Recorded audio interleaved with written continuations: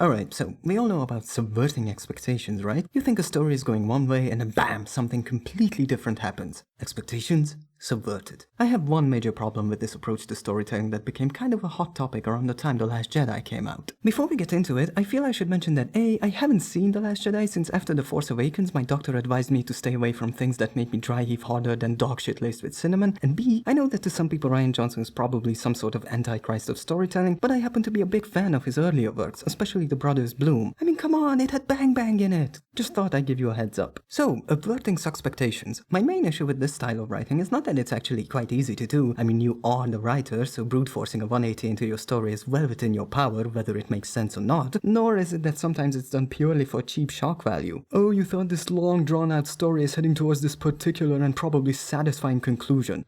Well, surprise! It's not.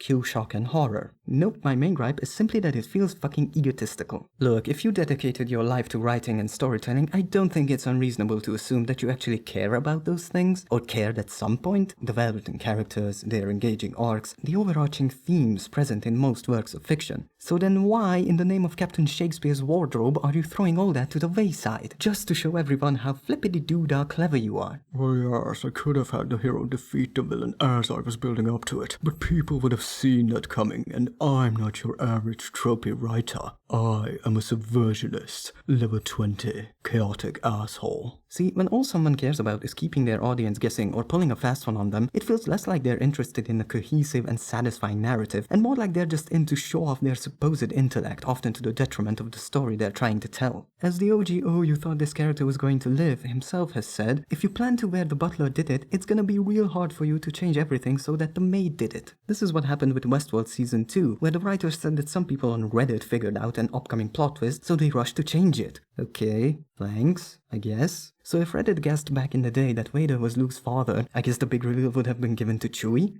Or R2? Or whoever, as long as it's impossible to predict. Now don't get me wrong, I'm not against playing with tropes and cliches or keeping the audience on their toes. Things not happening the way I expected are why I like some of my favorite stories. But please keep in mind that at the end of the day, foregoing what the plot actually demands just to stroke your own ego is not only an insult to your audience, but to the craft itself as well.